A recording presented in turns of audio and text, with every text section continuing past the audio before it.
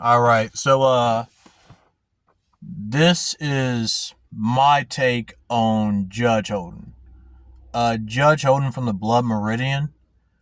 A lot of people gravitate towards this character for good reason. He's very charming and he's very mysterious. He's somewhat vague, and there are lots of ideas circulating around who Judge Holden actually is. I guess you could say this is probably the fun part of reading the book, The Blood Meridian, because again, it's a lot of stuff is left up to interpretation. So we get to actually go over my thoughts on who he is and how other people view him. A lot of people view Judge Holden as like a force of evil, like he's almost like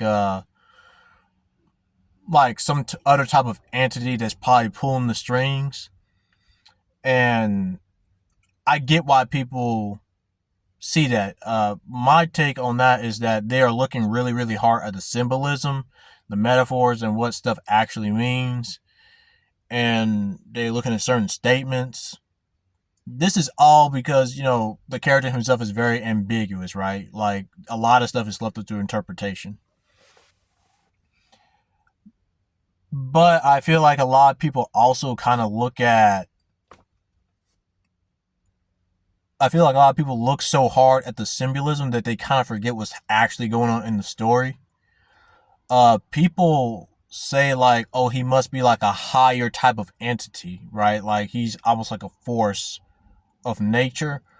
Uh, I would have to disagree with that. If he was like some other type of entity, it's just like when he made the statement, anything that exists outside my knowledge exists without my permission. It's like that statement, as cold as it was, it kind of brought a limitation upon Judge Holden, right? Because if he was like this higher otherworldly entity, wouldn't he already know especially all of like the history of planet Earth anyway? Like when he know that stuff anyway. I mean he's immense in his knowledge, don't get me wrong, but wouldn't he already know that anyway? If he was like an otherworldly entity. And you can probably even still say, well, no, not really, because she probably didn't really mess with it like that. But I mean, I think that's still something to look at.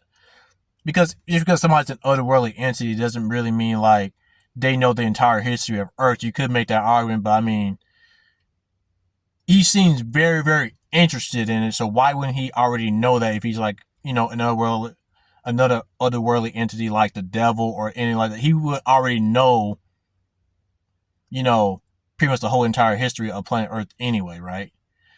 But anyway, I digress. Another thing that gets brought up is that people again assume him to be a force of nature, like he can't get hurt. But I mean, he's already subject to human vulnerability anyway, because I think it was when the kid was in the well, he started describing how his skin was affected by the sun or how he was parched or whatever. I don't know if he was actually thirsty or whatever, but he is subject to human vulnerability because again, it describes him being affected by the heat, the sun of the desert or whatever. I believe it was the desert. I don't again, that's my comprehension coming into play, so maybe I got that part wrong, but he is subject to like at least when it comes to the weather, he is affected by that. And also I believe it was the Uma tribe that was killing off the Glen gang. Um if this man was truly invulnerable, if this man was truly unstoppable, he would not have any fear of his well-being. He would not have any concern of his well-being when he knew the Umatra was killing off the Glenn gang. He would just, if he truly didn't care, he'd probably just go back to sleep or doing whatever he was doing with that little kid in the room, right? But this man actually grabbed, I believe it was a howitzer or some type of like big giant weapon. I believe it was a howitzer, and he was pointing at them, right? Like he was getting ready to like fucking blast them off. But and even though that is like an impressive feat of strength, it still shows that he had concern for his well being. So it's like you can't just it's like a lot of people are making a lot of statements based on like the symbolism and what he represents inside the story. It's like you can't really state that he's all these things, but yet there are clear signs within the story that shows that he has very, very human vulnerabilities. So it's like that kind of gets washed out the water. Uh, Me, with all that being considered, what I think he is like if you pay attention to like what he sings at the end, is like he's the favorite. So maybe fate just favors him over most, if not everybody, right? So maybe he knows like no matter what, he's good. He's always gonna have a way out. He's always gonna be there because fate is gonna pull strings to make sure that he's there, right?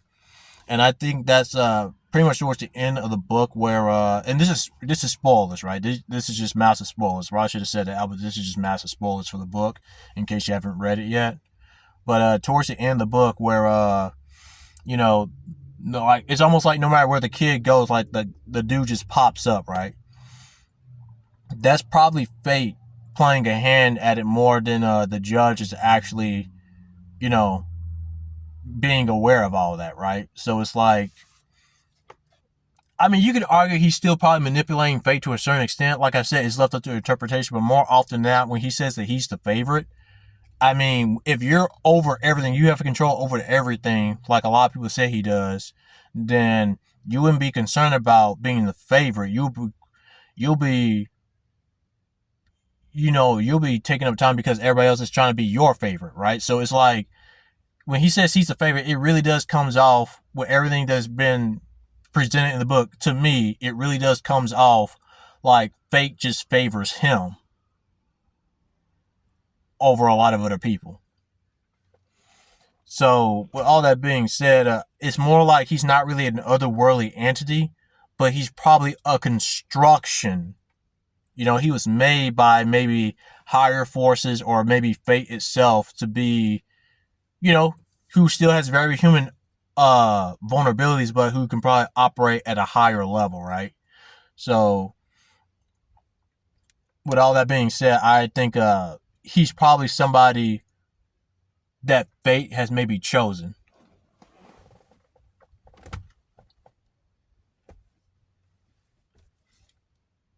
Excuse me, guys.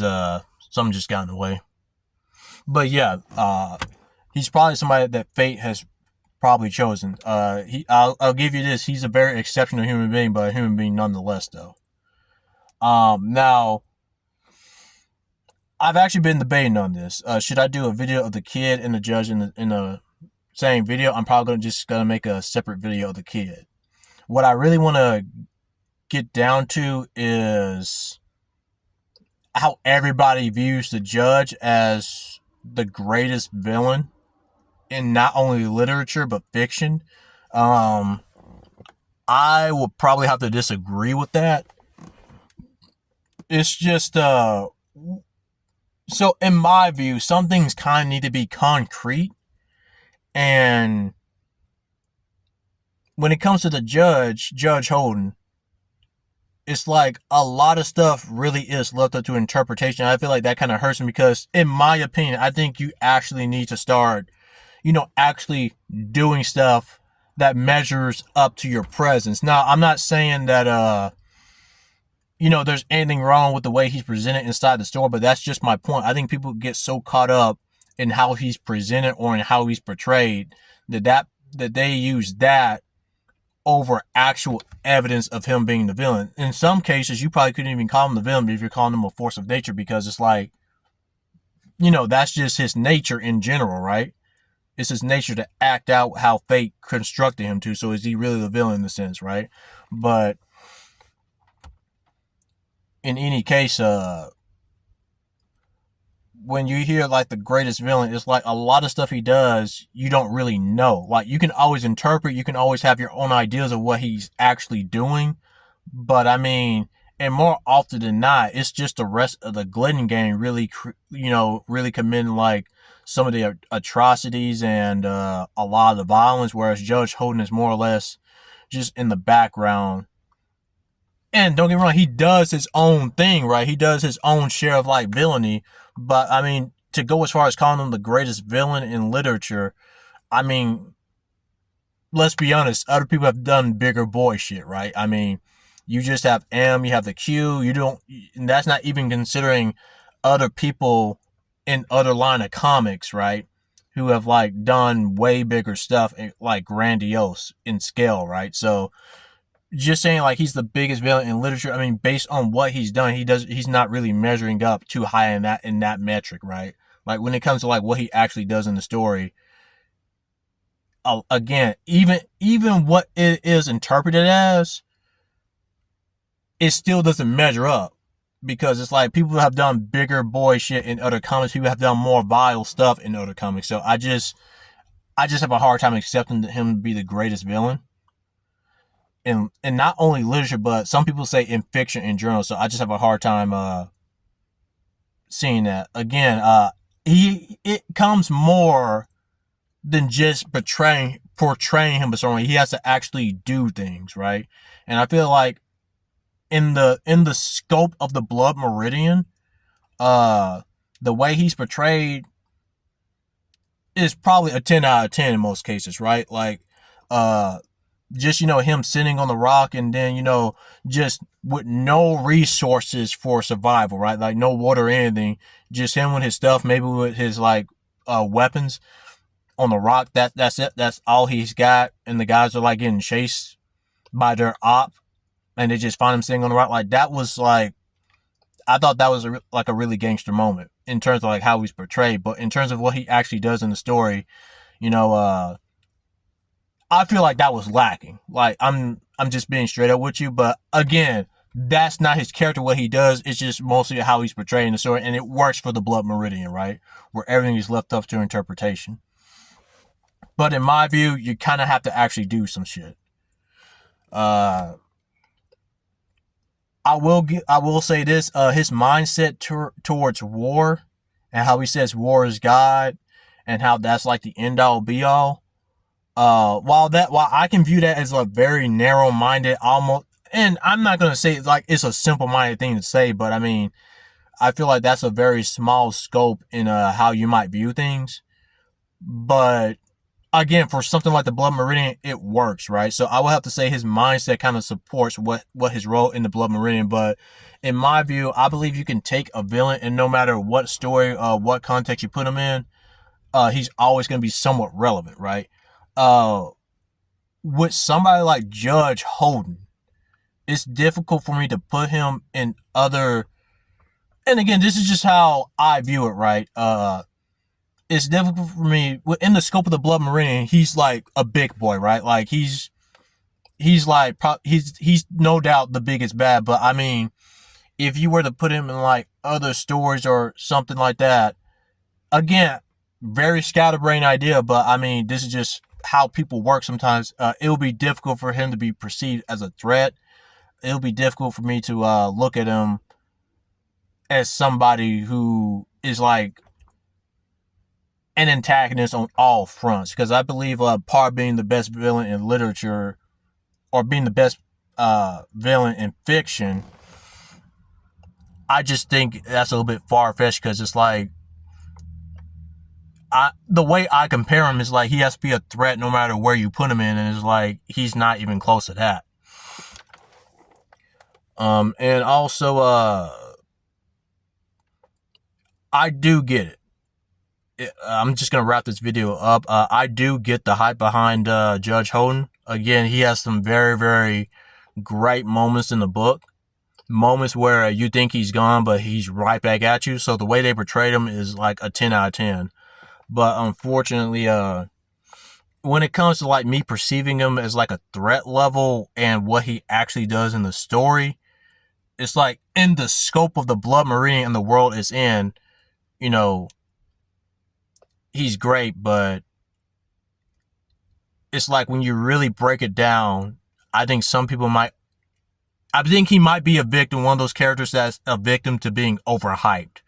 And I get it. In literature, I mean, let's be honest, people, in literature, it's different when you say somebody at this scale in literature versus, comics and movies, because everybody watches comics. Everybody, excuse me, everybody reads comics, right? Everybody watches movies, right? Everybody watches TV.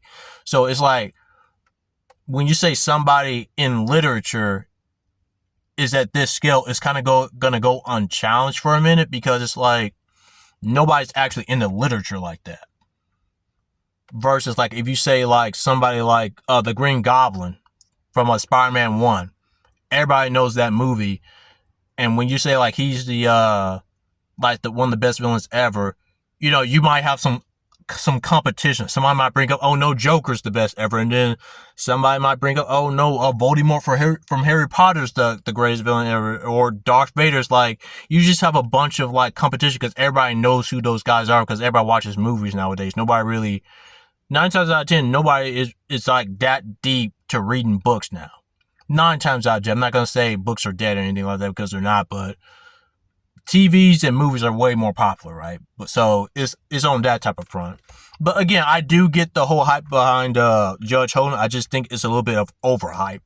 And again, just in my opinion, again, reiterating now, just to wrap up the video, in my opinion, Judge Holden, the way he was portrayed, a 10 out of 10, but I cannot call him the greatest villain in literature and the greatest villain, and sure not the greatest villain in fiction, because it's like he just gotta be good on all fronts for me, because you're overlooking a lot of people when you say something like that.